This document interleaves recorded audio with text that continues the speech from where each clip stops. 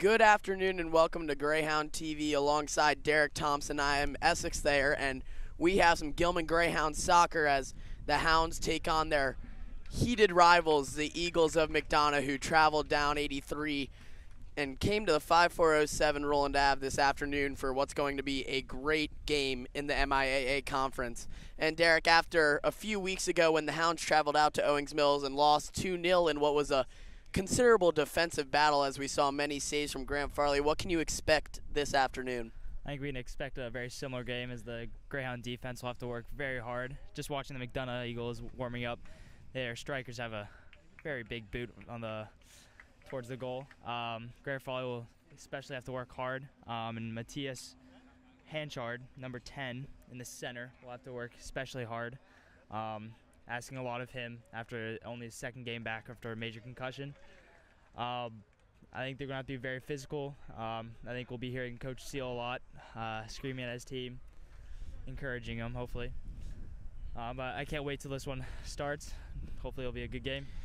And for those who didn't tune in on Monday, the Greyhounds had what certainly wouldn't be considered a defensive battle for themselves, as they demolished their opponents 6-1. That was the John Carroll Patriots, who they beat 6-1 off of 4 goals and an assist from Logan Paff, who had a career day. And we're probably going to be expecting to see a little more of defensive action in the area of Matthias Hanchard and Grant Farley, just as Derek mentioned. So watch out for that. I'm sure they're going to be having to do a little bit more work today, especially like they did a few weeks ago out in Owings Mills, and especially after what we saw in these past few games from Grant Farley, which has been some extraordinary play despite the fact that he is a freshman. What can we expect to see from him today, Derek? From Grant Farley, I think you can expect him to be very loud for sure, asserting his voice out there, making sure everyone's in the right position and keeping his defense in line. I think he's going to hopefully come up with some great saves. Hopefully we'll get some of the good footage from our cameraman, Dodge Wilson. Definitely, I think just settling into the season, Grant Farley has been one of the key players for Greyhounds. So hopefully he'll put on a show for us. And as always, Grant Farley, back in goal, is one of the most confident players on this Gilman Greyhounds team despite his age. And he is certainly one of the most vocal as we turn our attention to midfield as the Eagles kick it off here at Chanley Field at Gilman School, as they send this one deep on the far side early. And it's just booted out of bounds by Cole Brown, who does start today at left back after a strong performance against John Carroll on Monday. Throwing in for the Eagles is number 11. That's Brian Lenzer, who takes the ball right back. And some early action for Grant Farley as he has to parry that one away, and it's sent away by Matthias Hanchard. Already in the first 30 seconds, the Greyhounds are on their heels, scrambling to get the ball out of their half. I think we can expect that today's game. As Logan Paff is taken down there, but the ref calls all ball, and the Eagles are going to take over possession on the right side with 11, Lenzer, who beats Merlot and finds number 26, Mason Christian, who's with the ball now. Finds Davis, but dispossessed by Merlot, who finds the ball once again in the midfield. Some fancy moves there by Avery.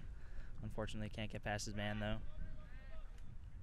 Merlot with some aggressive defense there. And Will Demuth takes over possession for the Hounds, sending it back to Brown, who is looking for Logan Paff, who apparently is not in an offsides position but can barely get his foot on the ball. With Christian taking over possession for the Eagles. Davis with it now, rushing forward. Passes it off to the right side, and just dispossessed there by Greg Diet, but it does stay in bounds, and he puts a little more defense on that, and it's going to be a throw-in for the Eagles despite the heavy defense from Greg Diet. If you haven't noticed already, Joe Melanson is back on the field after a game suspension from a red card in the Loyola game. Oh, St. Paul's game, my mistake. So it's good to have Joe back out there on the field, bringing that energy to the team. Very vocal, another vocal player on the Greyhound squad. So we'll look for him to step up, especially with his brother out there on the starting lineup again for 2 games in a row. And now Cole Brown throwing it in with his long throw and looking for Logan Paff, but can't find him, and it's sent away by a member of the McDonogh defense. Matthias Hanchard with the header, but recovered, by McDonogh. The break is stymied by Avery Meyer, the right back. Eli Webb takes control of the ball now. He's starting, I believe, his first game of the season, as I think we mentioned last broadcast. He had a broken collarbone, and that was his first game back last game. Did not start, though, so today got his first start, got the nod. That is true, as we see a ball shot over the crossbar there by number 10, Luke Davis, the midfielder. And just as Derek mentioned, Eli Webb suffered a break to his collarbone during the summer and has been unable to participate in any activities with the soccer team until the game on Monday against John Carroll, in which he came on as a substitution from the bench and had a great game. And of course, John Seals showing some trust in him as he puts him in the starting lineup, as Logan Paff has a chance here trying to find a goal. Oh. But stopped there by the defense of McDonogh, led there by number 23, Jason Cyrus. And the goalkeeper, Kieran Baskett, just sends that one out. I think that's a good sign for the Greyhounds, already attacking, putting pressure on the McDonogh goalie. It's a positive sign for them there. And now with the ball, Sean Nolan. Eli Webb with the pressure on the far left side. And it looks like the referee is going to call a foul on Webb, and the Eagles are going to get a free kick just past midfield. There's a sizable Gilman crowd to our right, congregating on the hill. Biggest crowd probably so far this year, so hopefully they'll get the Greyhounds into this game and maybe provide some energy for them.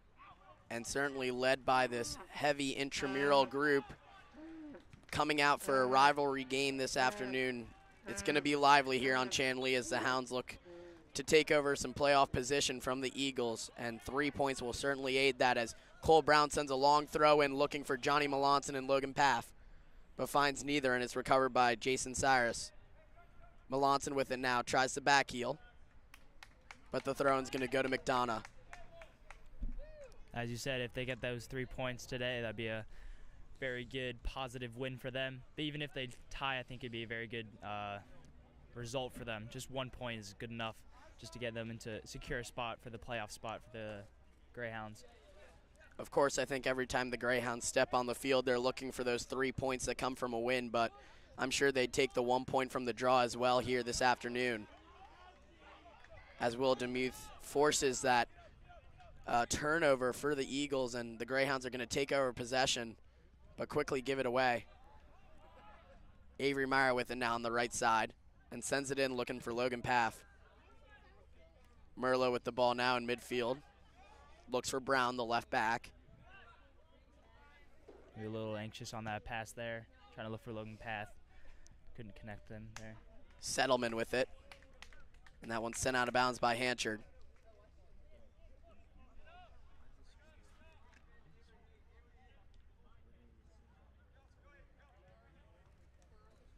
Settleman with it now. Heavily defended by Will Demuth, but sends it in and just headed out there by number 18, Eli Webb.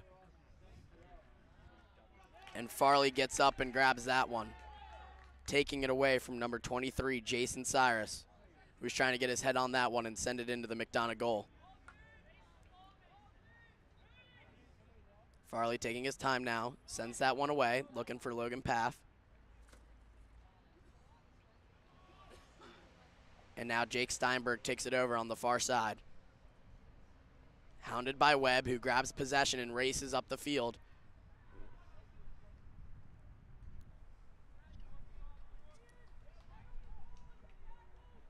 And it looks like it's going to be a throw-in for the Greyhounds as Greg Diet comes out from defense to take this long throw-in. As we reach just under 33 minutes here on Chanley. Demuth with the cheeky shot, and that's a goal. But they're going to call it offsides on Logan Paff off a wonderful chance there for Logan, who could have gotten his 5th goal in 2 games. But that one is called offsides by the line judge, and it's going to stay 0-0 here at 32.5 left in this first period. I'm sure off of that one, the Eagles were not pleased with that defense and got quite a break from the referees on that one. But the Hounds come right back with possession with Joe Melanson in the center.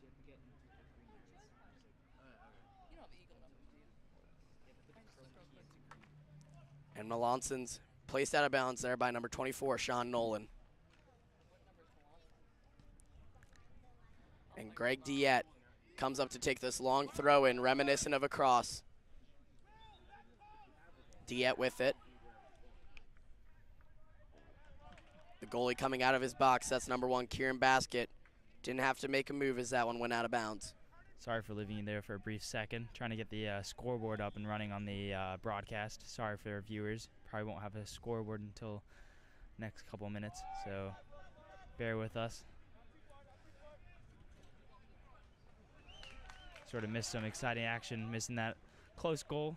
I heard it was called offside.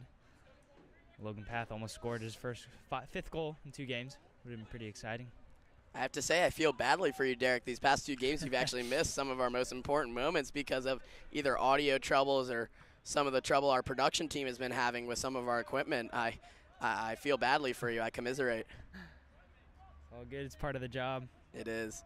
Of course, Derek, normally being part of our production team, has joined us as a color commentator in replacement of Dodge Wolson, who's currently out with, after having 4 of his wisdom teeth pulled out over the weekend. He's still recovering from that, but he is still on our production team helping us out on Greyhound TV. He's currently on the camera putting to picture what is on your screen right now. So he's still joining us for fans of Dodge out there as Logan Paff races towards that one on offense, but it's put out of bounds there by number 23, Jason Cyrus of the defense for the Eagles.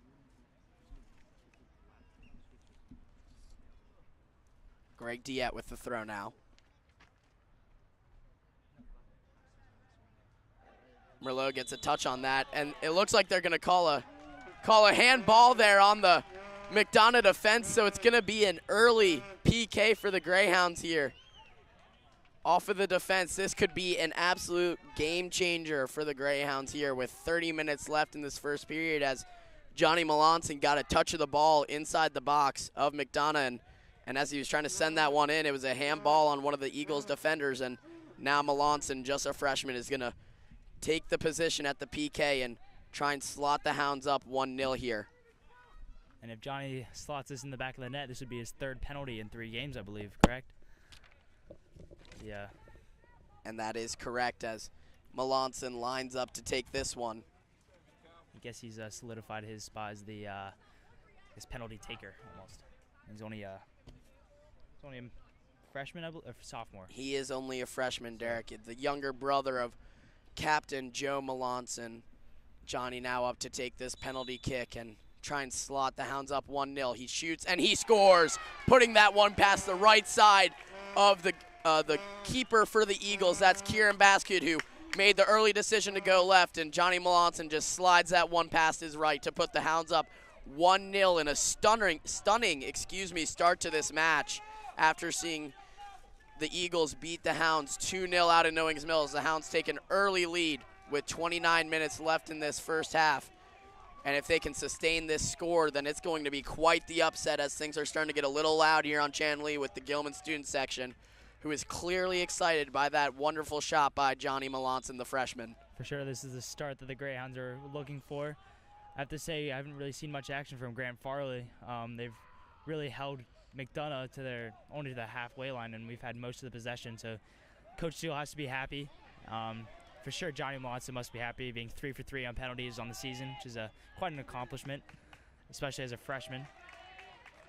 And now the Hounds starting to get excited as they put early pressure on inside the McDonogh own half, as Andrew Privet almost sends that one out of bounds, and just recovered by Jason Cyrus on that one on the far side. Almost a sloppy mistake there.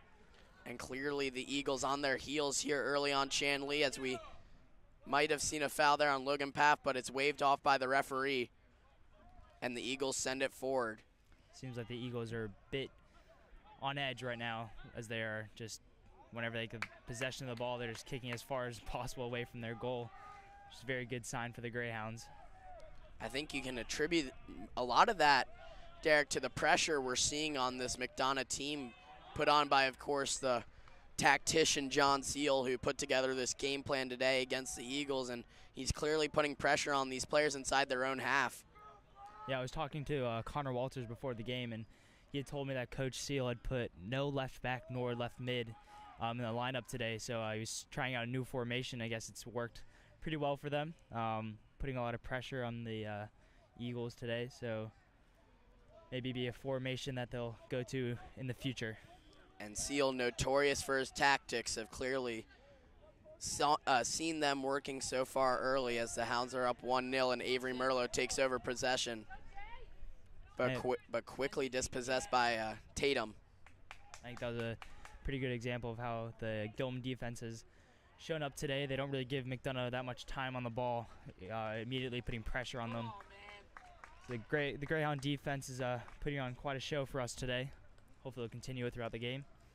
And so now in some of the first action we've seen today, Grant Farley is going to take this goal kick. And just as Derek mentioned a few minutes ago, we haven't seen a lot of work from Grant Farley early, which I can say we certainly didn't expect. We expected it to be a heavy defensive affair for the Greyhounds, with Grant Farley possibly having to come up with a lot of spectacular saves, and he hasn't been forced to do that yet. But I'm sure now that the Eagles are down 1-0, they're going to put some offensive pressure on Farley most likely, and he'll probably have to put together a good amount of saves this afternoon. Yeah, honestly, just from watching him warm up, I was saying the McDonogh have quite a shot. So I was expecting some great saves by Grant Farley, but he hasn't really had to exert much energy besides goal kicks. So see whether or not how the Eagles respond to this penalty. And so now we see John Seal make two substitutions at the front, bringing on Jack Stuzen and Luke Unger in place of Johnny Melanson and Logan Paff. So changing up both of his strikers on the offensive side of the pitch. And clearly John Seal has some sort of plan in his mind, as Diet looks to throw this one in deep. The keeper coming out of his box a little bit, but it's recovered by the Eagles as they head on the break with number 7, Jake Steinberg, on the far side. A bit of a sloppy pass there, intercepted by, I believe it was Avery. That is Avery Meyer who made the interception, but the Eagles do take over possession once again, and once again dispossessed by Joe Melanson. So the Hounds putting on a defensive show early, as they're taking a lot of the balls away from the Eagles here early in the center half. For sure, a common theme, hearing you a lot saying the McDonogh Eagles being dispossessed by the ball. Good to hear, though.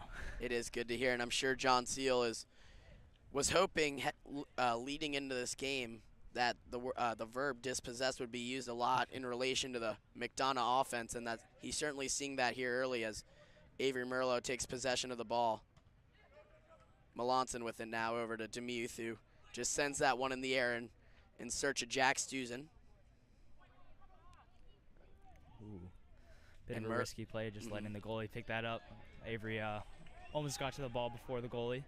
But despite that, Basket took over and sends that one off to the far side. Merlot almost found it, but just didn't have quite the quick enough step to get there.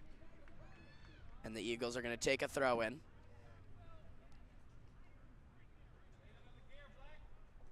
That's number 21, Ian McDonald, with the throw, in search of number 13, Casey Settleman.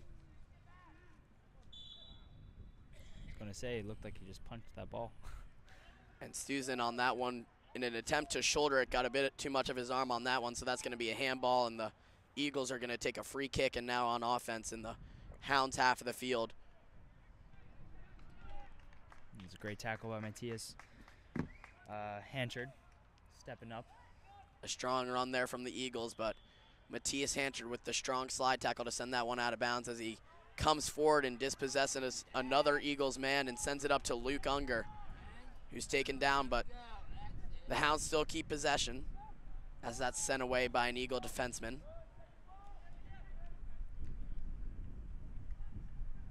Sean Nolan with the ball now, but it's Demuth who takes over. Settleman with it now, back to his goalkeeper. who sends that one away. Melanson heads it. But once again, the goalkeeper basket takes over. Merlot on defense now. And a foul call there on Matthias Hanchard, so the Eagles are going to quickly start this one back up with Settleman working down the near side, looking for number 26, Mason Christian. But Diet takes that one away and sends it up to Luke Unger, who got bodied just a bit there, but no foul. The Eagles send it in the box, but the Hounds are able to deal with it as Eli Webb takes over on that one and tries to push it up the far side, looking for Luke Unger, but can't find him, instead finding an Eagle. And now number 7, Jake Steinberg, takes over. Seems to me that the Eagles are having trouble just finding the feet of their own team. That's connected to number 26, but they just can't keep possession of the ball for more than maybe a minute or two. And that seems to be a common theme so far for both teams, as they're just throwing possession around back and forth, neither team getting much time on their offensive halves and just sending it back and forth, especially between the goalkeepers, as once again we see the Eagles hand over possession to the Hounds and looking for Jack Stuzen, who has the legs to get that ball on offense, but taken away there by Jason Cyrus at the defense. And the goalkeeper sends it to the far side once again, so the Eagles will take over possession and hand it right back over to the Hounds. So just as we were saying a few seconds ago, no team getting really definitive amount of possession at this time, just sending it back and forth. It's almost like a game of ping pong.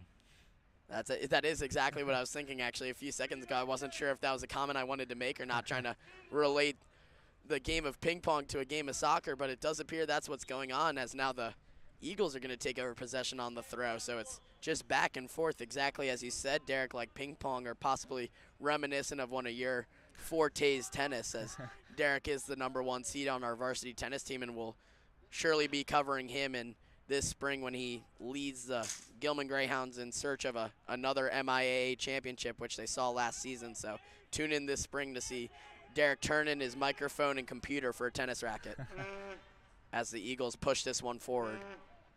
With number 10, that's Luke Davis, who sends it out to the near side, rather, and there's Steinberg with it. But blocked away by Will Demuth, so the Eagles are going to get their first corner of the match, trying to tie things up 1-1 here on Chan Lee. And it looks like number 8, that's Andrew Privet's going to try and take this corner and send this one in. I think we can expect Grant Farlow to be very assertive on this corner. You'll see him come off his line, punch out the ball, maybe even catch it. And it's possible that Farley will be tested because the Eagles are stacking the box here, pulling many defenders forward. But Matthias Hanchard deals with that one, heading it away. But the Eagles will retain possession on the far side. There's Steinberg, guarded by Eli Webb, who puts a good body on him. And taking the shot, there's Luke Davis, but he shanks that one far right to the left of Grant Farley, and it's going to be a goal kick for him, as he's going to have to take a hike to get that ball all the way on the far left side. That was a really good play by McDonogh. They had gone out wide and brought it back into the box, then had the opportunity to shoot it, just couldn't put the boot on the ball, shanked it just wide. And it looks like once again the John Seal's going to make a possession, taking off Jack Stuzen and Eli Webb and replacing him with Logan Paff and Johnny Melanson, who will take over positions at striker. And it looks like he's going to move Luke Unger over to that far right side, so he'll move over from striker to right wing as the Hounds try and pack their offense to put away a second goal here, as Farley boots that one away and finds Luke Unger with the ball at his new right wing position. Unger with some space and takes an ambitious shot, but sends that one far wide of the keeper basket. Who's gonna? Oh, sorry. Go ahead, Derek. He was trying to take the matter into his own hands there. He had a lot of space and a lot of people around him. Just tried to take it into his own hands, though. Or you could say take it into his own feet there, Derek. That's true. But, very true. But certainly an ambitious shot from Luke Unger, who sent that one probably from 20 to 30 yards away, and certainly didn't have the accuracy nor the power to put that one past basket, the keeper. As Demuth has that one and just sends it away, looking for 21 for the Eagles. That's Ian McDonald, who's going to take the throw. He has Steinberg to his left, and number 21, or 23 rather, Jason Tatum to his right, and chooses to go to his left.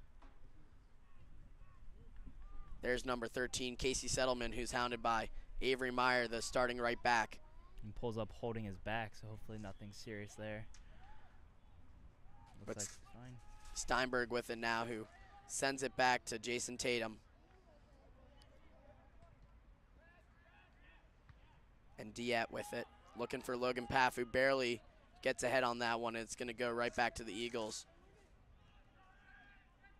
Cyrus with it now, who sends it right back to Greg Diet, who chips that one straight into the air, and it's going to go right to Joe Melanson in the center, who passes it off to his other captain. That's Avery Merlot, who puts a little too much on it, looking for Logan Paff.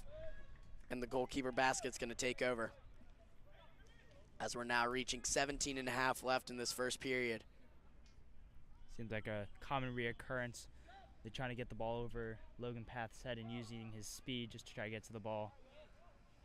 And it looks like Will Demuth was going to send that one to Johnny Melanson, but a little too much on that one. And the goalkeeper once again is going to take over on that one, as Logan Paff's going to take over possession off that head and puts pressure there on number 17, Aiden Welsh. Definitely playing a high-risk, high-reward game right here. And certainly that could be the case for the Eagles, as they're trying to find a goal to tie this game up, but certainly don't want to give up another and put them out of position to at least put this one at a draw and try and salvage a point here in Baltimore City. So they've got to be conservative, but also try and push for a goal as well. It's a tough position to be in for the head coach. As Matthias Hanchard sends that forward for Logan Paff, and he's dispossessed there by Aiden Welsh, who just pushes it out of bounds, and the Hounds are going to get another throw in from Cole Brown, the left back, who can certainly put some speed on this one and send it forward for Paff. And the referee's going to call a foul there on Paff on the header. So the Eagles are going to get a free kick here. So Derek, what have we seen so far from this Greyhounds offense and defense that's been so impressive in these first 25 minutes and getting that goal lead? I think we've seen some very important steps in the defense, stepping up to the ball and cutting off the Eagles of their possession, cutting down their time of possession especially, and then using their speed in the offense to try to counterattack, sending those long balls up into their half, and letting Logan Paff and Johnny Melanson, Stuzen using their speed and strength to try to get to the ball before an Eagle can. Whereas I think McDonogh is going with a different tactic. We're trying to use the short game, a lot of little passes. But I think that's worked in the favor with for the Greyhounds, as they've been able to intercept a lot of passes and turn over the ball a lot. And so now the Eagles are going to put a test on the Greyhounds' defense with this free kick in a desirable position, as the Eagles send 3 men forward to possibly take this kick, including number 11, Brian Lenzer, Steinberg, and also that's number 10, Luke Davis. As Steinberg sends that one, and it has to be forced over the bar by Graham Farley, who leaped in the air and just pushed that one over. Farley, for the first time this game, tested, and he stood up to the test and made a wonderful save there off the free kick by Steinberg. So the Eagles are going to get a corner here. That's their second of the match, and they're going to take it quickly on the far side as they send it in. And they test Graham Farley, and that one goes into the net. So the Eagles quickly tie this thing up 1-1 here on Chanley with 14:21 left in this first period, as they had the chances, and Graham Farley stood up to the test on the first shot but couldn't on that second header, and it goes by him, and things are now tied all up as Eli Webb is going to come onto the pitch in position of Luke Unger. So they're going to go back to their normal tactics, as Eli Webb's going to take over at right wing. And it looks like we're going to see the Hounds take that free off once again, but a wonderful offensive play from the Eagles. Yeah, that was definitely set up beautifully. They'd rushed their corner kick, caught the Greyhounds off guard, sort of frantically trying to get back into position, and then that cross in came unexpectedly, and Graham Farley just wasn't ready for it. Very good play very good call by the coach. And certainly after a bit of a lackadaisical start from the Eagles, we certainly saw them get back to form on that offensive set as they put that one together and got a few touches there and created a scoring chance and found the net there. That's twice now that the umpire referee has had to call back the play. The Eagles are trying to rush plays really quickly, just not giving enough time for the Greyhounds to get in position. As they send this one in again and almost put ahead on that one. That's number 14, Patrick Brundage, who had a fair part in getting the Eagles that win 2-0 against the Hounds when we were out at Owings Mills a few weeks ago. Brundage was one of those key players alongside Steinberg in creating those 2 goals that they put past Farley, as they already have one against them this afternoon. And the Greyhound defense has really shut him down today. Haven't really heard you mention his name today that much, so it's a very good sign. But I guess the other Eagles players have stepped up, able to tie this game up. And in order to probably see a win or a draw for the Greyhounds, they are going to have to stymie Steinberg and Brundage from their offensive positions and hope that they don't get too many touches on the ball. And when they do, the defense will play strongly against them. And if they can do that, they'll probably see 3 or possibly just 1 point out of them, as Logan Paff gets a foot on that ball but is going to send it wide from just outside the box as he lost his balance and fell down there. So with 12.5 left in this period, the Eagles are going to get a free kick off of their goalkeeper.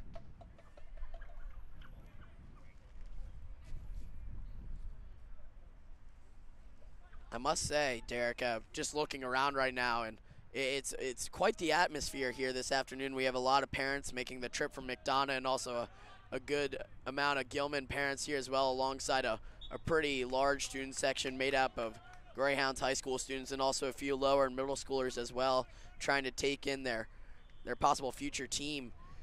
And it's caused quite the atmosphere here this afternoon as 2 really strong teams go at it in an MIAA bout. It's for sure one of the louder atmospheres we've witnessed at a Gilman soccer game. Usually expect that to be at a football game, but it's a very good sign that the Gilman student section is behind the Greyhound soccer team as well. Hopefully they can, I guess, provide some energy for the Greyhounds to score another goal, maybe retake this lead. And it looks, sorry, Derek, but it looks like the emotions from this atmosphere are starting to get to some of the players, as Will Demuth put a cracking tackle in on that Eagles man and almost saw a card, as well as for some of the words that were said by the Eagles coach, he almost saw a card there as well, but both received only a talking to and are going to be able to remain on the pitch. But some of the emotions are certainly coming to the forefront here on Chanley as heated rivals set to take on each other. For sure, always good to see emotions out in the field. Brings the best in us, for sure, especially when I'm on the court. I love to have a crowd. So we can probably expect some really good soccer the rest of the game. But sometimes when the emotions get maybe overboard, like that tackle by Will, can get a bit dangerous on the field sometimes. As now the Eagles take over possession in the center. That's number 10, Luke Davis with it. Looking for Lenzer. Matthias Hanchard with it now, though, for the Hounds. Steinberg with it on the left wing, finds Andrew Privet, who looks ahead to Casey Settleman, who's just inside the Greyhounds box. And Steinberg with it again. And just sent away by Greg Diet, as the ball's going to be chased there by Lenzer, who's now on the right side, and sends that one in. Farley in pursuit, just gets a fist on it, and Brundage with it now. And a shot there that goes over the net by Steinberg from the left side, and we're now going to see substitutions for the Eagles, as coming on for them is number 3, Kyle Brown, and number 26, Mason Christian, as we now see Brundage, who we mentioned earlier, come off, as well as Steinberg. So the head coach for the Eagles taking off probably his two most dynamic players on offense, as we see Brundage and Steinberg head to the bench, most likely for only a short period of time, Derek. Yeah, hopefully they'll be back on the field soon. For sure, the Eagles, if their 2 best players are on the bench, definitely missing key players to re-energize the team. but I think the coach is probably comfortable right now taking his 2 players off the field, as I'm sort of seeing a very big momentum shift in the game. McDonogh is really taking control on the field, taking possession for long periods of times, connecting passes, really putting the Greyhounds on their heels, not really knowing what to do, as Will Demuth fouls another Eagles player. Yeah, it just seems like the Greyhounds are now scrapping just to, keep the ball, whereas the Eagles have sort of settled down, connecting a lot of passes, putting a lot of pressure on Grant Farley right now. So we'll see how Seal responds to this. And just as you said, Derek, after seeing a strong push early from the Greyhounds that led to a penalty shot and a goal from Johnny Melanson, it seems like the Eagles have come back and responded here, putting things up, or tied 1-1, excuse me, and now they're starting to push the momentum into their own side, as we now see Andrew Privet send that one in, but it's blocked away by Logan Paff. Johnny Melanson with it now. Merlot looking for Melanson. Melanson might have the pace to catch up to that one, but just misses out. And Ian McDonald sends that one away. Joe Melanson finds it, though, looking for his brother Johnny, and he finds him. He gets a touch on it, but once again blocked away by Jason Cyrus from the center back position for the Eagles. Privet with it now on the near side. Finds Sean Nolan in the center.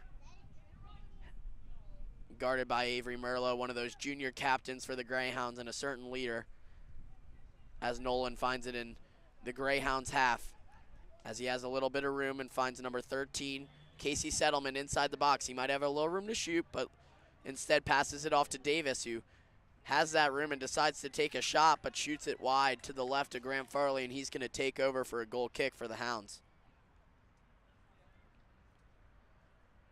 As things are starting to slow down a little bit here for both teams as they settle into this match with 7 minutes left in the first half and tied 1-1.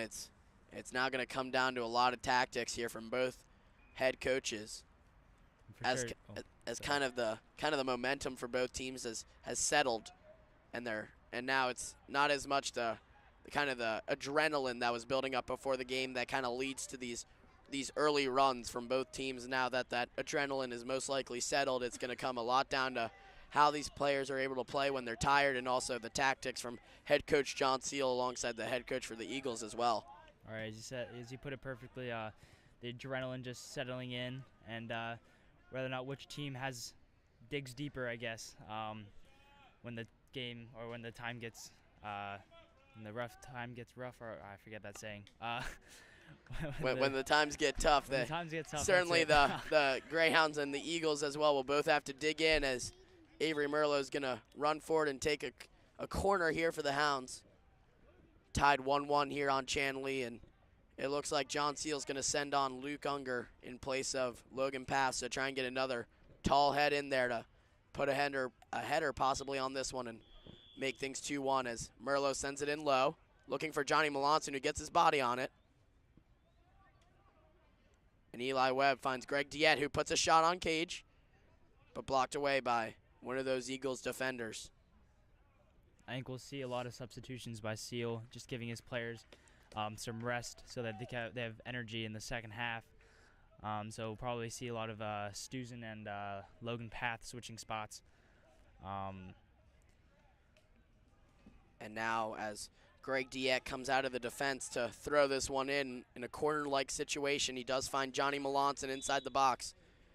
And it looks like Johnny may have gotten a hand on that one, so the Eagles are going to get a free kick just inside their box that will most likely be taken by the goalkeeper for the Eagles this afternoon, number 1, Kieran Baskett, who's had initially a tough outing and saw a lot of shots from the Hounds early and giving up a PK goal that certainly can't be blamed on him. But now as things are starting to settle down, he's not seeing as many shots and now can probably take a few breaths as he sends this one away. Yeah, like now you can just take back, I guess not take back, relax a little bit and sort of enjoy the game, as we haven't really seen any Greyhound shots lately. So hopefully we can put a bit of pressure on him in the near future, but for now, he can watch and sort of regain that energy he had going into the game. So now sending that one out of bounds is Brian Lenzer, who was searching for Luke Davis, but sent that one wide to his left, and the Hounds are going to take over possession again off a throw from Cole Brown, who sends it long, looking for Luke Unger. Unger off the head finds Avery Merlot. Merlot sends it back to Melanson, who has it now in the center, and Melanson sends it forward. Kyle Brown with it now for the Eagles. Gives it off to Nolan. But Luke Unger takes that one straight away from Nolan and looks for Johnny Melanson, but looks like Melanson lost a bit of his pace and couldn't quite catch up to that one, as the Eagles are going to get a throw, and they're going to sub someone on. That's going to be number 12, Jackson Ruckman, seeing his first field time of the day, and he's going to come on for number 13, Casey Settleman. And it looks like instantly Ruckman's going to head into the defensive side, so possibly the head coach for the Eagles looking to shore up his defense a bit, as we see maybe a center defensive mid come on for his striker Settleman there. So the Eagles looking to shore up their defense now that they've tied things up 1-1 here. And just about 3 minutes left in this first half, as Greg Dietz sends this one into the box in search of Luke Unger, but can't find him. And Brown sends that away for the Hounds. It's an interesting tactic played by the McDonogh coach, trying to park the bus, I guess you'd say in the soccer terms. Not really worried about the W for now, I guess.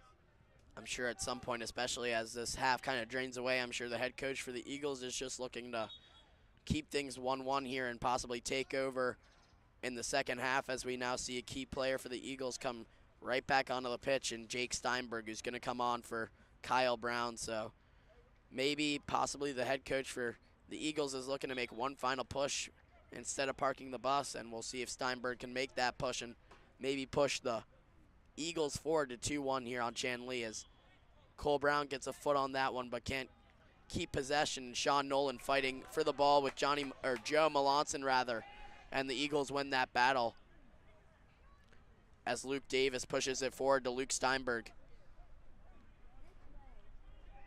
Steinberg with it now.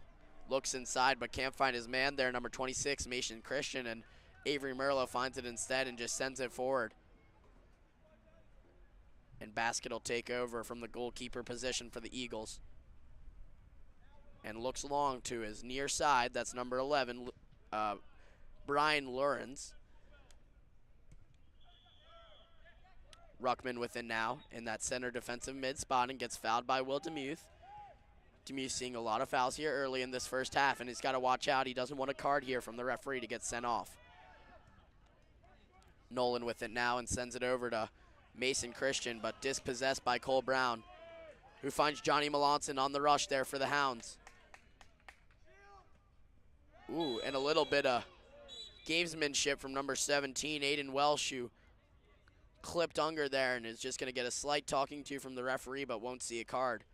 The first gamesmanship we've seen probably so far this afternoon, Derek, from both the Eagles and the Hounds. Yeah, I'm very surprised that there haven't been any cards yet in the game, as this rivalry is very intense. So there's been a couple plays that maybe have been worthy of a card, but the referee has chosen not to. We are definitely used to one Greyhound at least getting a card a game. And as we saw, Matthias Anchard coming out of the defense to take that free kick and sent that one in, and it just goes out of bounds. So the Eagles are once again going to get a free kick from the goalkeeper position as Basket sends that one away. Nolan sends it on for Luke Davis. And Meyer sends it away, finds Johnny Melanson on the far side. Melanson with a bit of tomfoolery with the ball, but can't quite get the job done, as the Eagles are going to take over with Basket once again as the half runs out here.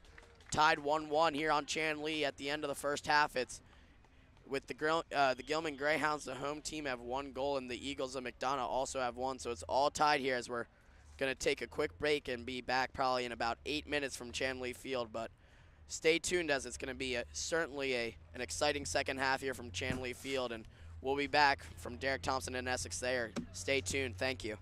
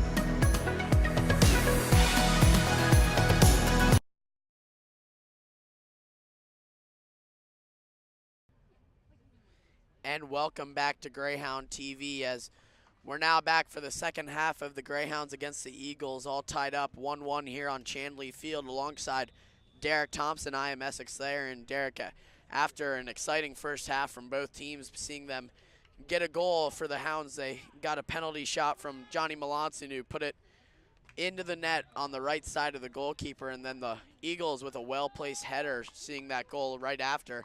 What can we expect from the second half as both teams look for 3 points this afternoon? I honestly don't know what to expect. I was shocked about the first half, so hopefully this second half will bring us some more excitement. Hopefully the Greyhound defense can come out as strong as they did in the first half of the first half. And maybe they might start connecting more passes. I'm not sure. But for sure, you can expect the Eagles to come out strong and being very aggressive. And I'm sure in a heated rivalry like this, we can expect some excitement in the next 40 minutes as the second half starts off and a fresh 40 minutes starts ticking away on the clock with the Greyhounds in possession now with Cole Brown. And Demuth sending it in, looking for Logan Paff, who races after that one.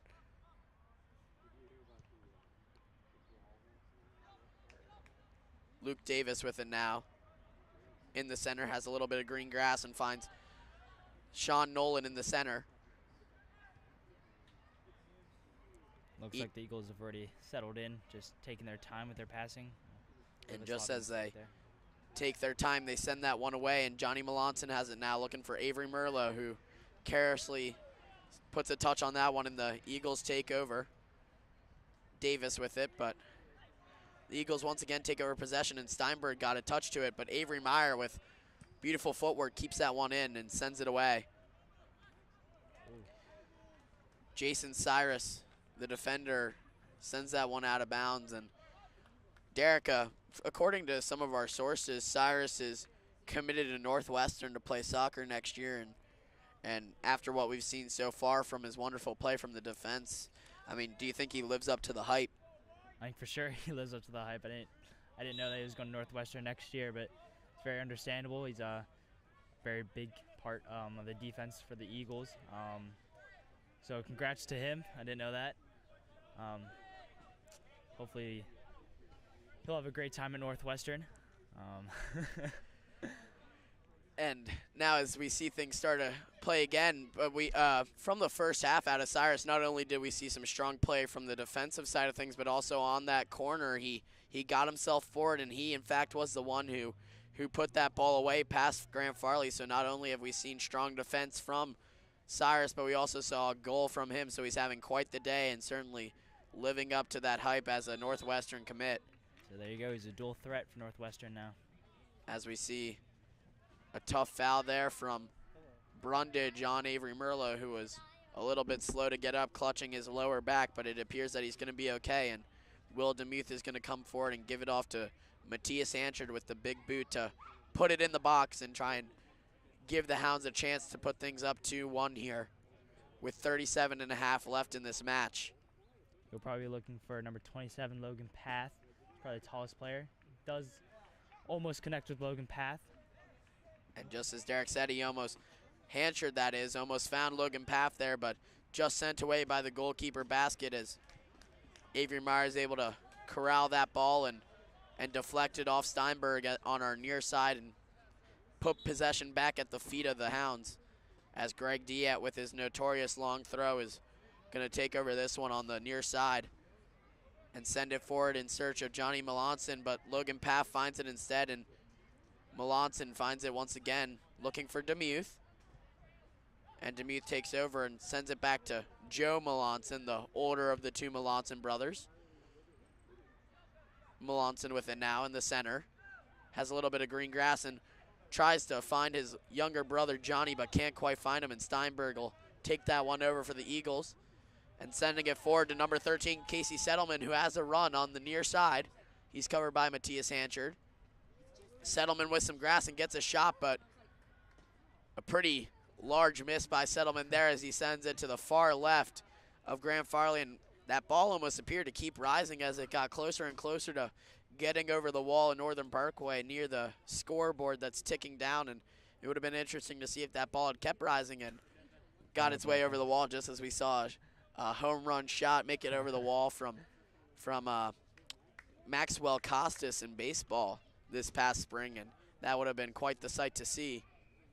I wonder what the reaction would be whether or not it hit a car, broke a window or something. Just as the home run shot from Maxwell Costas did break over the fence and in fact did hit a car, so it wouldn't be the first time we have seen that on GTV, and it would have probably been pretty funny and exciting, but unfortunately the ball did dip down, so it stayed in bounds, and just as that one goes out of bounds, the Eagles are going to get their third corner of the match as they send forward number 8, Andrew Privet, to send this one in and try and put the Eagles up 2-1 here with 35 left in this match.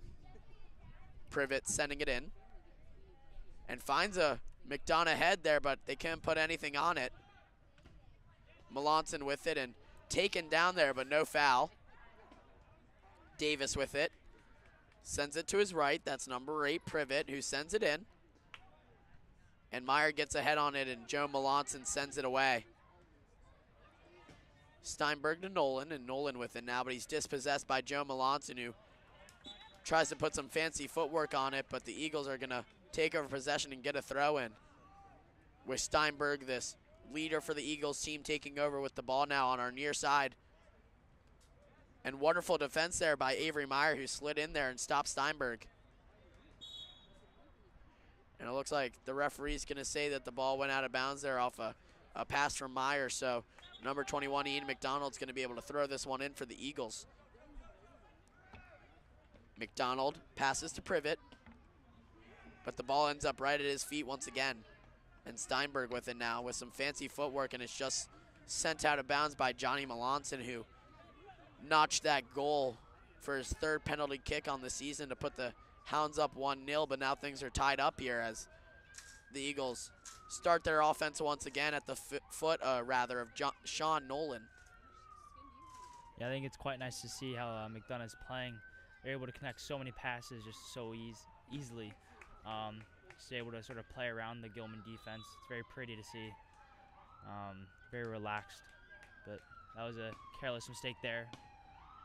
And just as Derek said, off of that mistake, the Hounds got possession, but Cole Brown made another mistake there and sent that throw out of bounds, so it's going to go right back to the Eagles, and we're going to see a substitution as one of those prolific players for the Eagles is going to come right back on. That's number 14, Patrick Brundage, who's going to come on in place for number 26, Mason Christian. So sending one wing on for another, and Brundage is going to come on and try and make an impact from the right wing spot for the Eagles, who try and send things 2-1 here on Chan Lee as they make a run and have the ball just outside the box. And number 8, Andrew Privet, got a boot on that, but was stopped by a Greyhound defender. As Davis heads it back to number 21, Ian McDonald. Cyrus with it now. He finds Steinberg, but the ball just rolls out, and Avery Meyer is going to be able to throw this one in, but instead gives it off to Greg Diet with that long throw in as he sends it forward. Eli Webb pushed down on the play, but does get up. No foul as Sean Nolan pushes it forward, looking for Casey Settleman on our near side, who sends it in, but doesn't find a head of any Eagles player. But the Eagles are going to retain possession with number 11, Brian Lenzer.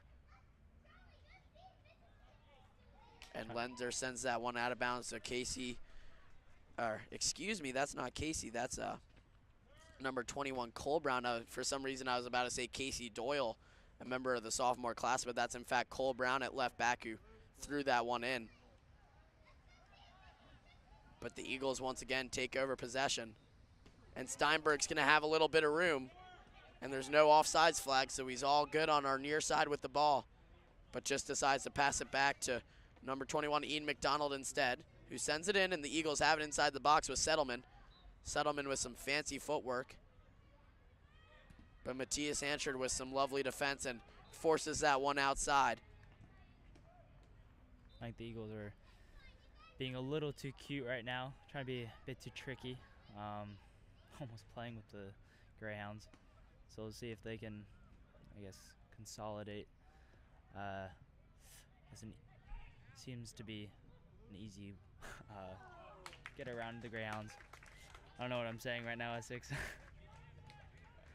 Well, you could say that sometimes at this point, even some of the players don't know exactly what they're doing or saying, as well as we saw there Luke Davis, number 10, send that one over the bar. But, of course, this game's starting to drag along, and, of course, sometimes that can happen with our commentary as well. But Grant Farley's going to take over and try and put the Greyhounds in an offensive position to try and put away a second goal here with 30 minutes left as he sends that one away. Looking for Joe Melanson, but instead his brother Johnny finds it. And Cyrus sends it off. So Avery Meyer in to throw in, but instead decides to give it off to Greg Diet, who's gonna move forward a little bit in an attempt to gain a little bit of room, but the referee smells out that trickery and pushes him back a little bit. And Diet throws it in long, looking for Logan Paff, who got the head on it, but heads it out of bounds. So the Eagles are going to get a throw in deep in their own zone, and it's going to be taken by number 21, Ian McDonogh. McDonogh looking for number 8. That's Andrew Privet.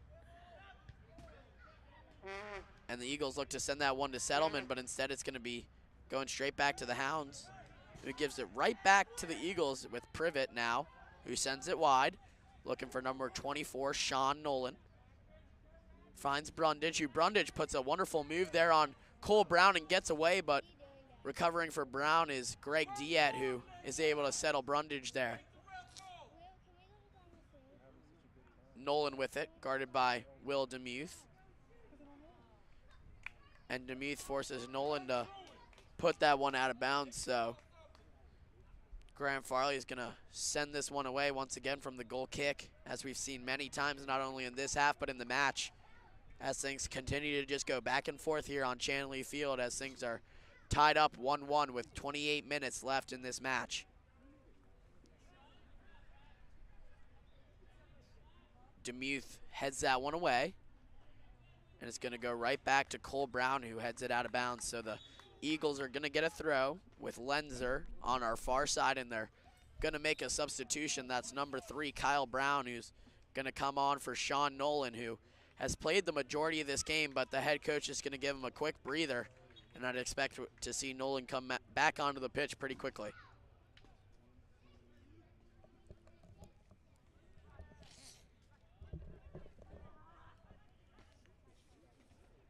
Brundage sending that one in, looking for Steinberg, but Grant Farley comes out of his goal line just a little bit to take control of that one, as he holds on to things now as we tick under 28 minutes left in this half and the match, as Farley sends it away. A high shot that doesn't find any Hound in particular, instead going towards an Eagle, but Logan Paff is going to make a run here, and he's free just a little bit, gets a shot, but pretty easy pickings there for the goalkeeper, Kieran Baskett. But a wonderful run nonetheless from Logan Paff, as the Eagles are going to take things over with number 10, Luke Davis, who has a little bit of grass in the center and uses his pace to get by Joe Melanson, but can't quite get by Matthias Hanchard. Although the Eagles are going to maintain possession, as Steinberg had it and was sent out of bounds by Avery Meyer, that sophomore starting right back, who's maintained his role at the position for this entire season and has impressed John Seal among many players and coaches and parents as well. So Meyer making an impact here at a young age for the Greyhounds organization, as the Eagles send one on cage, and it looks like it's, wow, going to be, it is probably going to be an own goal, as Cole Brown looked to boot it out away, and it came off of either an Eagle or a Greyhound and goes right into the goal of Grant Farley, who's in utter disbelief right now, as all the Greyhounds are in disbelief as well, off of probably the last thing you would expect here on Chanley. And at this point, Derek, I'm sure the Greyhounds are just hoping they can get themselves back together and maybe try and find a second goal to push this thing to a draw. But the last thing John Seal wanted to see here on Chanley. I think that's one of the last things Grant Farley wanted for sure. He was displaying his emotions after that goal, trying to rip the net apart. As the fresh soft team on the far side of the field tries to build that confidence and momentum back into the Greyhounds team as they came for a short period of time and now leave the field. But the Greyhounds have got to build themselves back together once again here on Chantilly with just under 27 minutes left in this match. And they're now down by 1 against the Eagles of McDonogh. So it's going to be an uphill battle for this Hounds team with just a bit remaining in this match, as they're going to try and maybe tie things up or get 2 goals and maybe pull off the win, as Logan Paff is fouled there by Cyrus. I think it'll be interesting how the Greyhounds bounce back to the zone goal. Be interesting what tactics John Seal decides to implement right now. It seems like the Greyhound team is still in disbelief. I think they have to try to get past that and try to look forward and see how they can score a goal and tie this game up. And just as Derek said, I think it's going to be really important for the Hounds here to get themselves back together in the confidence side of things, because they can't sit back for long. They've got to get a goal here to tie things up and at least salvage a point out of this match. So with just 25 minutes left, they've certainly got to put the pressure here on the Eagles and push the right buttons here in an attempt to score a goal. So it's going to be interesting to see what they do and how quickly they bounce back here on Chantilly, or if they do that at all, as the Eagles start to make a run and try and put a third past Grant Farley. A man there is free, and he was taken down inside the box, but we're not going to see a foul call by the referee, so no penalty, as Cole Brown sends that one away, and Luke Unger has the ball with a little bit of fancy footing and sends that one forward looking for Eli Webb, but he can't find him because Steinberg got his foot on that one. I think one thing the Greyhounds have to do is try to rip away that ball from the Eagles. The Eagles have really maintained possession throughout this half, not really allowing the Greyhounds to have any opportunities on offense. So I think the Greyhounds first have to try to stop the Eagles' run, stop trying to, kick the ball up too far. They really need to keep possession and really build something like the Eagles have done today.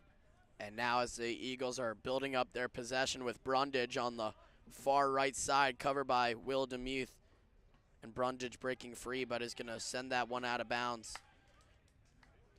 Grant Farley is going to take over for the goal kick, but not before we see substitutions from both teams, as Johnny Melanson is going to come on, and Eli Webb is going to come off for the Hounds. So they're going to bring on another striker in place for a center mid. So John Seal trying to push the envelope here, as he's going to send on another striker and put on an offensive battle here, as Johnny Melanson's fouled there by Andrew Privet. So the Hounds are going to have a free kick in the McDonogh zone, but probably far enough away that we're not going to see a shot here probably from anyone, and we're just going to see Matthias Hanchard come forward from the defensive zone to send this one in.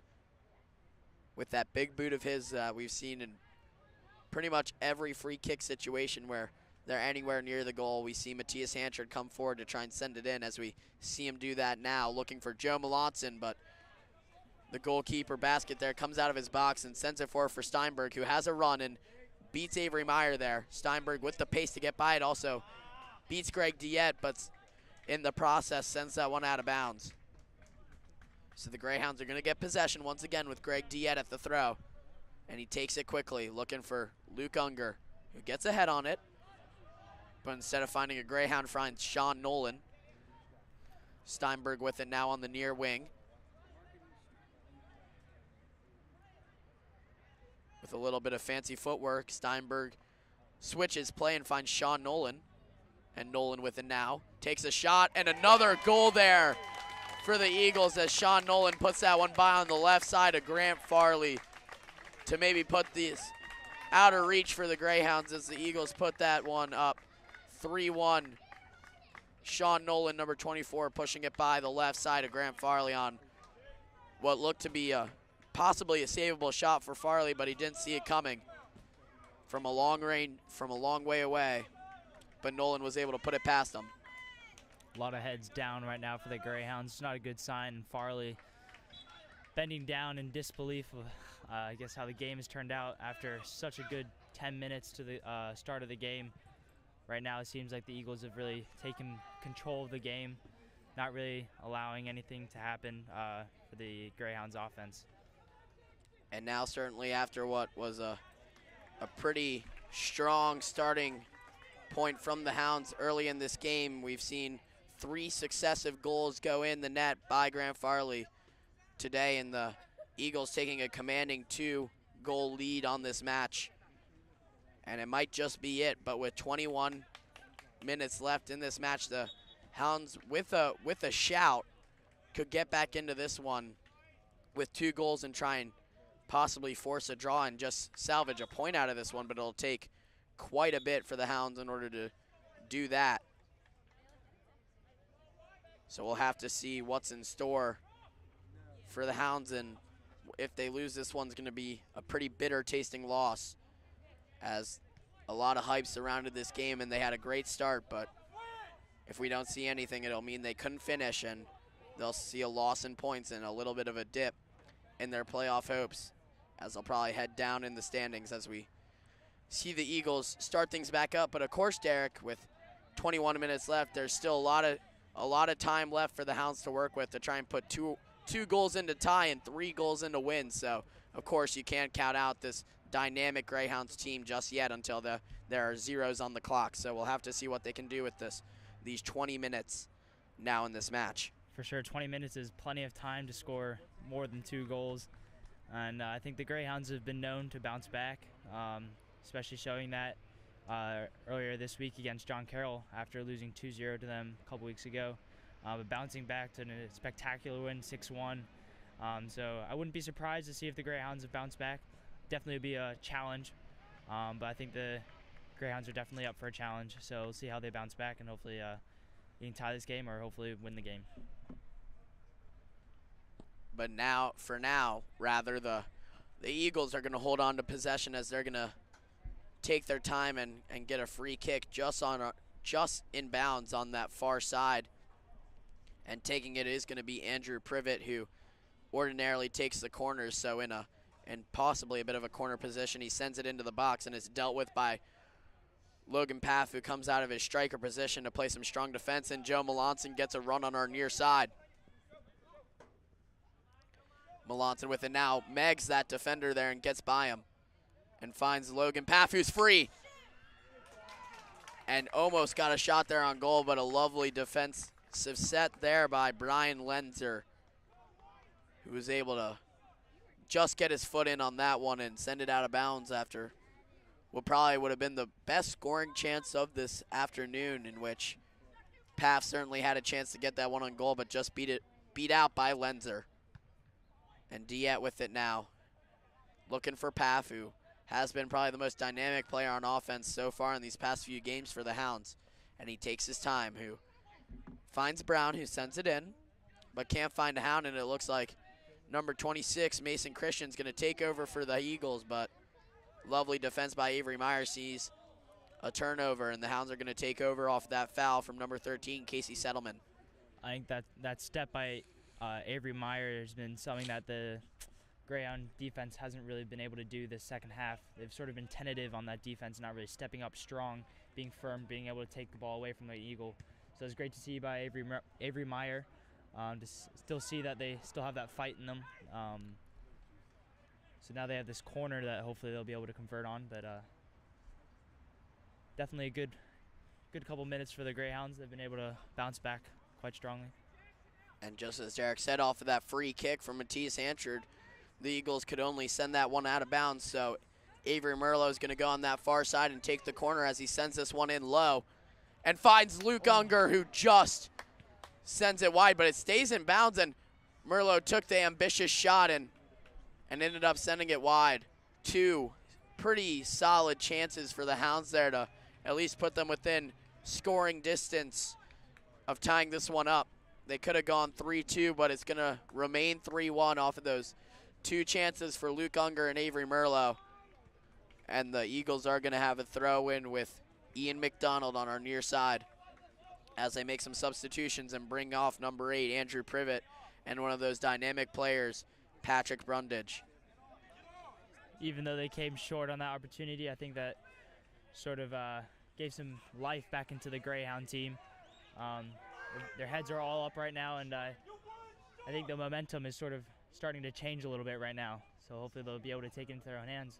So Greg Dietz sends that one in, but it goes right into the bread basket, you might say, of Kieran Basket as he takes over and throws that one forward to the far side.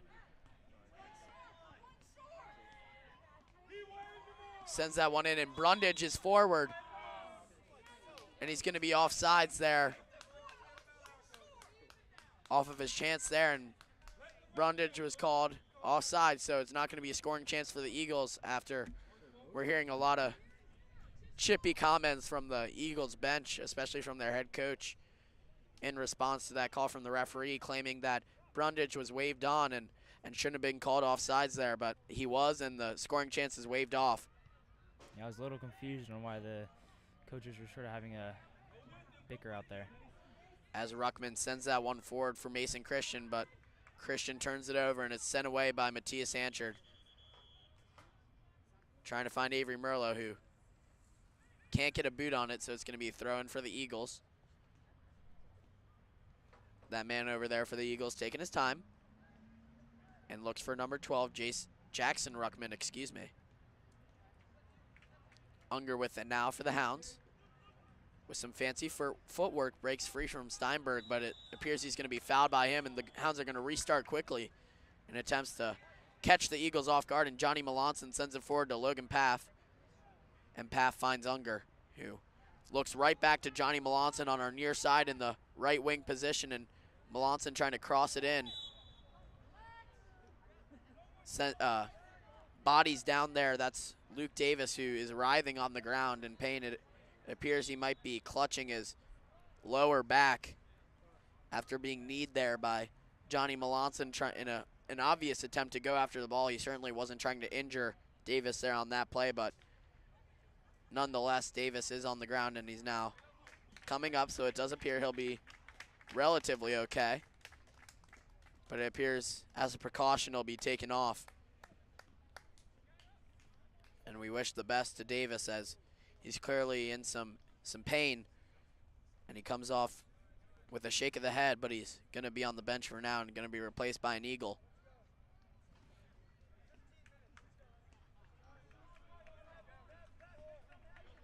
As now Will Demuth, one of those senior captains for the Greyhounds, talks some sense into his team, saying that they only have 15 minutes left, and clearly trying to bring some momentum and some confidence into the Hounds here late and try and get 2 goals to tie things up. Ooh. And Demuth, right after that, gets a body on Sean Nolan there, and the referee instantly calling something, so we're probably going to see a card out of him, and we do. We see a yellow. Thankfully not a red, but nonetheless, Will Demuth is going to have to come off in substitution because of his yellow card, and he's going to be replaced by sophomore center mid Eli Webb, number 18. So after a clumsy play by Will Demuth, Eli Webb's going to come on in replacement. Sort of came in there quite dangerously, Will Demuth. He's been called out on a couple fouls today, on a couple of dangerous slide tackles. Just shows his physicality out in the field, and hopefully he'll be back out there soon. And so certainly on the next substitution, Demuth can come back on, and it looks like along with Demuth, Jack Stuzen, the striker, is going to come on, so you can expect that. John Seal now with only 15 minutes left and down 2 goals is going to bring on a lot of those attack members of the team in an attempt to get a few goals and maybe tie things up or maybe go for the win, but that's probably unlikely at this point as we see Jack Stuzen come on for Avery Merlo, who's going to be subbed off for the first time in this match. So once again, a striker coming on for center mid, so John Seal trying to bring on that attacking power as the Eagles send it in, and Steinberg is free on the left side and taken down there. That might be a penalty, but the referee doesn't give it to him, saying that he fibbed it a little bit off of the tackle there by Luke Unger inside the box, so the Hounds survive what might have been a penalty there. And the Eagles are going to take over possession once again with number 21, Ian McDonald, who gives it off to Davis and goes right to Privet. McDonogh to Steinberg. And Melanson with it now, taking over for the Hounds. With a little bit of fancy footwork, gets by Privet. Matthias Hanchard boots that one away.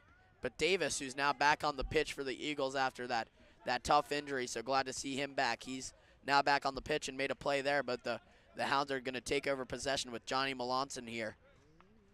He's going to give it off to Greg Diet with that long throw and try and get this one inside the box. Diet with the throw. Found Paff, but Paff sends that one out of bounds, so it's going to be a goal kick for the Eagles. As we now see for the Eagles coming on, number 13, Casey Settleman. And now coming off is going to be that dynamic player, number 14, Patrick Brundage.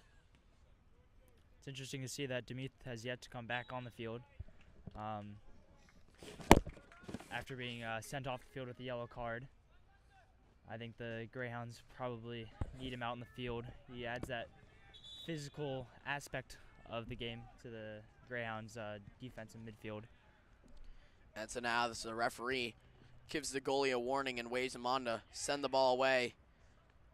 The Eagles are going to take over on a throw after Johnny Melanson headed that one out of bounds. So now Luke Davis with it now in his own half and sends it out wide to number 11, Brian Lenzer.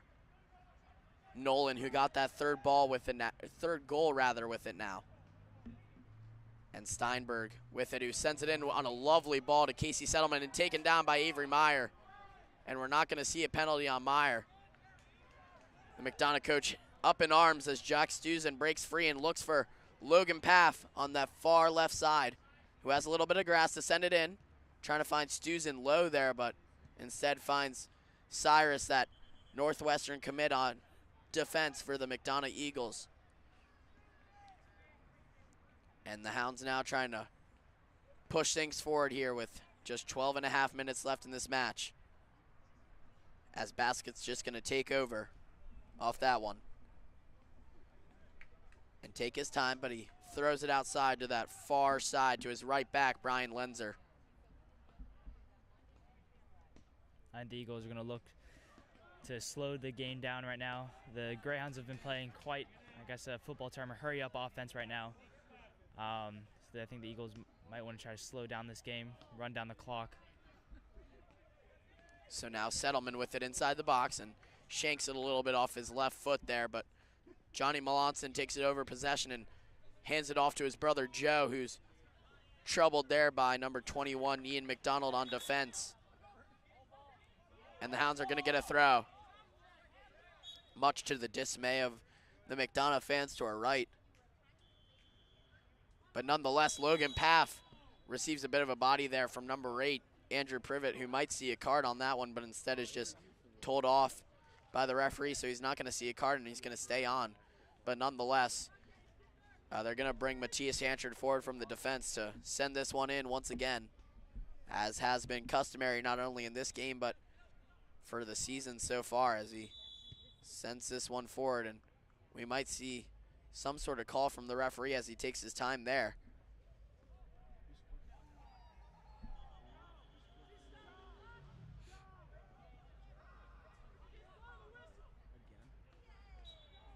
So now the referee restarts things, and Matthias Hanchard's going to send it forward, trying to trouble the goalkeeper, and just a little too much on that one from Matthias as it goes over the bar of Baskett's goal. And he's going to get a goal kick here to send things away with just under 11 minutes left in this match. And the Hounds down by a pretty hefty margin of 2 goals that they'll have to come back from with double-digit minutes left to go. And if they do somehow find a way to come back, it's going to be a thriller. So tune in. You can never count out these Hounds, no matter what. So certainly watch this one till its conclusion, because I can assure you, even if the Hounds can't find a way to win, they're certainly going to put their best foot forward, as Johnny Melanson's taken down there, and that's going to be, I think, either a penalty. I think he must have been inside the box on that one. Is that for a flop? But it looks like the referee's going to show him a red.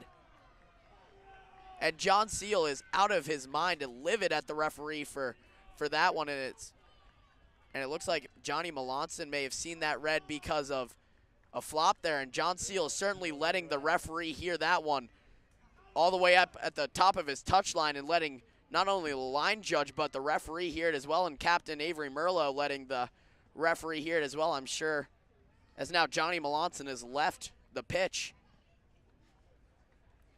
I believe this was something that Johnny had said to either an Eagles player or the referee after a foul called. In fact, based upon I actually think, Derek, it's because of a flop. It's because he was taken down inside the box, and instead of playing on, he went down there, and it's reminiscent of what we saw from Cristiano Ronaldo earlier this season in the La Liga, where he went down inside the box and also saw a red from the referee for flopping. It's quite reminiscent of that, as Johnny Melanson is up in arms, as well as pretty much the entire Gilman Greyhounds team, and I'm sure John Seal will continue to let the referees hear that one, probably after, I would say, a pretty questionable call, even despite my bias. I'm sure even some of the McDonogh fans could say that that was an interesting call, one might say, from the referees. Right, and considering it is high school soccer. It is. When you try and compare the play of Johnny Melanson to Cristiano Ronaldo, you got to give him a break. Like I think the referee, if anything, could have given Melanson a talking to, or maybe just shown him a yellow. But of course, at this point in the match, he shows him a red, and I think Coach John Seal has every right to be in dismay. And of course, that's the second red card that Melanson's seen this season, seeing a red when the Hounds traveled out to Bel Air against John Carroll. So the Melanson brothers are both having a tough go, certainly in the penalty side of things, as Johnny's brother Joe also has a red card on the season, and now Johnny with 2. So the Melanson family now making it all the way to 3 red cards. And now Unger's fouled by Sean Nolan, and Nolan giving a few words to the referee, so things are starting to get a little emotional here on Chanley Field. Yeah, for sure, and if I were a Greyhound player, I definitely would be emotional after that call. Hopefully they can keep it in with themselves, and hopefully continue these last 9 minutes with some, I guess, honor and fight. But definitely after that red card, definitely the heads down. Even Coach Seal. But the game continues on with 8.5 left in this match, and the Hounds now down to 10 men, trying to somehow put things together and get a few goals here. But on an attempt there, Luke Unger's called offsides, and the attempt is washed out. So the Eagles are going to get a free kick from inside their box with 8 minutes left in this match, and down 2 goals and also down to 10 minutes. Going to be a serious uphill battle if the Hounds are looking to possibly tie things up here on Chanley. Definitely would need a miracle to tie this up. 1 man down. And I think at this point in the match, I wouldn't be extremely surprised if we saw a few kind of chippy plays from the Greyhounds trying to get back at the McDonogh players. Maybe if this game is out of reach, you sometimes try and leave an effect on the team if you know the game's out of hand. And we might see that from not only the McDonogh players, but also from the Gilman players as well, as they have a chance. And Sean Nolan sends that away just over the bar. So another chance there for Sean Nolan, who saw a goal earlier this afternoon, and he couldn't find that ball into the net to put things 4-1 here on Chanley, and the proceedings are going to stay at 3-1 here on Chanley, as Graham Farley sends that one away. But it's going to be pushed right back as the clock continues to roll down under 7 minutes. As Farley sends it away, looking for Melanson. And Diet with it now, just shanks it out of bounds. So the Eagles are going to be able to throw this one in. And once again, the referee calls it back. It looks like there's an injury on the field. And it appears to be senior captain Joe Melanson for the Hounds clutching his ankle. So things are really starting to go downhill for the Hounds now, as we see an injury to senior captain Joe Melanson, and the Hounds down now 3-1 as the training staff for the Hounds now come on, led by head trainer Nick Pietruzella. who's going to take a look at the senior. Yeah, I don't think they can afford another player to be lost, especially the importance of Joe Melanson. Doesn't look that good. Can't really put much pressure on that ankle. It'll certainly put some stress on the Hounds not having either Melanson on the pitch for the rest of this match. And maybe if this injury to Joe extends past this game, it'll be tough when we have them playing next week against Mount St. Joe without Johnny and Joe. That could be really tough. And of course, that game on Wednesday at home against Mount St. Joe will be covered on Greyhound TV, as despite a possible loss here, the Greyhounds are still in position to make a playoff run, and we will be with them all the way as their hopes for a playoff push continue to grow. But for now, of course, we have this game against the Eagles, which will come to conclusion in 6 minutes and 47 seconds.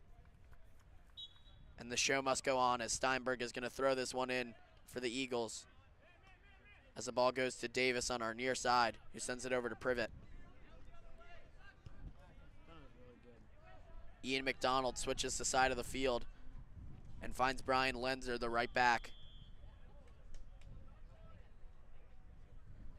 Sean Nolan with it now in the center is free, but well defended there by Matthias Hanchard, who's had a nice day.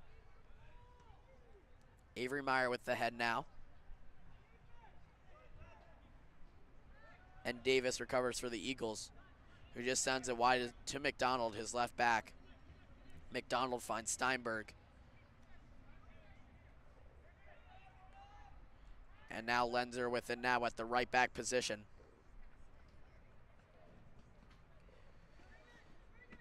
Privet with it now.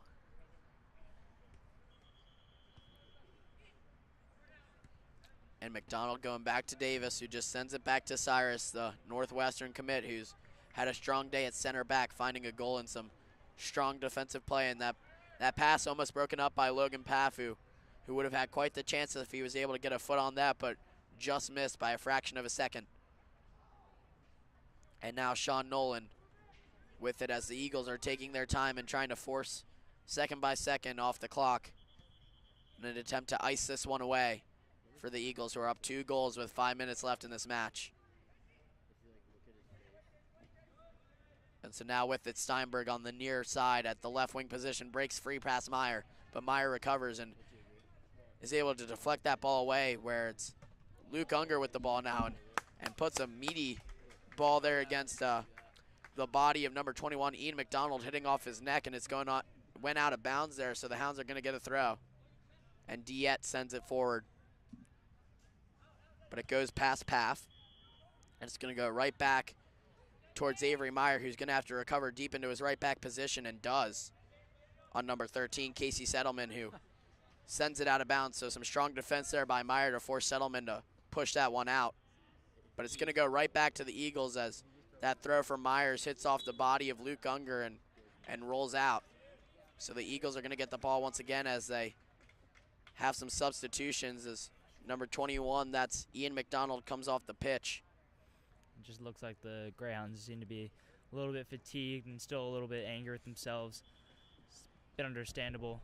It seems like they've been making a bit of sloppy mistakes as this game comes to an end.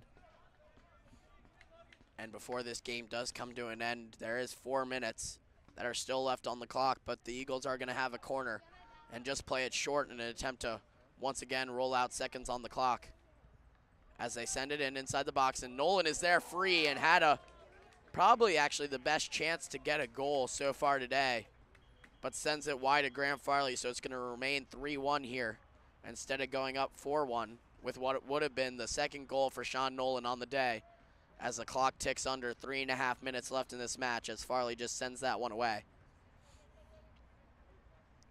And the Eagles with it once again with Davis on ball, who sends it to Privet in the center, hounded there by Jack Stewson, the striker. It's great to see Stewson still showing that fighting spirit. As Stewson still showing that fighting spirit with the heavy defensive pressure on the defense of the Eagles, but the Eagles are able to push it forward at the foot of Settleman. On offense, he's going to take his time and just send it back to Privet in the center. And Privet still with the ball. Over to number 11, Brian Lenzer, who comes up from his right back to position to push things forward here. But Matthias Hanchard recovers. It's a nice ball out wide. And now out wide is number 7, Jake Steinberg, but it's sent away by a hound, and it's going to go right back into the foot of Sean Nolan, who's going to be hounded by Jack Stuzen and forces him to send it back to his keeper basket.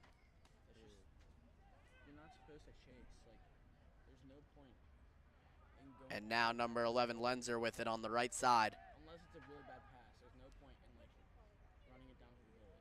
Just Lenzer with it. chase Still now. instead of play And able to get away from Eli Webb with some pretty footwork. And the Eagles retain possession with number 12, Jackson Ruckman. Now with the number 3, Kyle Brown, who breaks free once again. And Eli Webb briefly stops that run, but the Eagles are going to hold on to the ball once again as the clock ticks now to 1.5 minutes. And the hopes for a Gilman tie, even to get a point, are slowly dwindling away. As Logan Paff, rather, is taken down there. And the Eagles, once again, are going to hold on to possession as Basket sends that away to his right back. And a pretty ball there is going to see Lenzer with the ball. And now number 8, Andrew Privet's going to break free and look for Steinberg on the left side as he breaks free and finds Settleman. And Settleman, pressured there by Grant Farley, isn't able to put that ball on net. Just putting on a clinic out here, the Eagles. And at probably now what could even be 6-1, we're still at 3-1 as Settleman couldn't put that one past Farley. But nonetheless, it's going to be an Eagles win here on Chanley as we're now under a minute and the Eagles are up by 2 still as Steinberg is on the left side guarded by Avery Meyer. And now with the Jackson Ruckman in the center, he has a little room to shoot, and he does, but can't get a good boot on it. And now Grant Farley, really far out of his box, is going to be pressured by Settleman with the ball. And lovely defense once again by Matthias Hanchard, who, despite a loss here from the Hounds, has had a wonderful day. As we're now going to see Steinberg just slowly take his time as the clock is probably going to tick down and end the game here at the corner. And Davis is going to let things run out here. Try to finish off the game with a little bit of trickery. A little bit of a finesse move from Davis, but didn't work. Stopped there by Matthias Hanchard as the clock rolls to 0-0 here at Chanley Field, and the Hounds have a pretty devastating loss against the Eagles of McDonogh after leading 1-0 off after a wonderful penalty kick from Johnny Melanson, who pushed it past the right foot of the goalkeeper basket. But then in response, the Eagles scored 3 successive goals to push things 3-1, and then to add insult to injury, we saw a pretty questionable red card call against Johnny Melanson, and then of course seeing the tough injury to his older brother Joe. So after a great start from the Greyhounds, it was a pretty dismal showing after that. It'll be interesting to see how the Greyhounds bounce back. Even though they have this disappointing loss here, they still have their playoff hopes high. They still have plenty of games left in the season. Maybe we'll even see the Eagles once again in the playoffs, a rematch of last year's quarterfinals, where unfortunately we lost there again. I think it's 3 times in a row we've lost to the Eagles in soccer. And you would hope that the Hounds are able to bounce back rather from this one, as of course we will be covering their next game against Mount St. Joe, which is at home on Wednesday, a week from today. It'll be Wednesday at home on Chanley at 4:15, and that will be on Greyhound TV. But also looking to our future, we have football this Friday at home in a matchup against Calvert Hall at 4 o'clock, which will be at home for football, and that will also be on Greyhound TV. And then, of course, a huge game for the Greyhound football team as they head out to face a national top 25 team in the St. Francis team. Will head downtown in a matchup at 7 o'clock when the Hounds take on St. Francis on October the 13th. That's a Friday, so a little bit of a chill will run down your back when you're watching football on Friday the 13th, and in the month of October, of course, when we have the Hounds football team taking on St. Francis and former coach Biff Poggi. But for now, that's all from Greyhound TV. We'd love to thank our production crew who helped us bring this broadcast to you today on Chanley Field.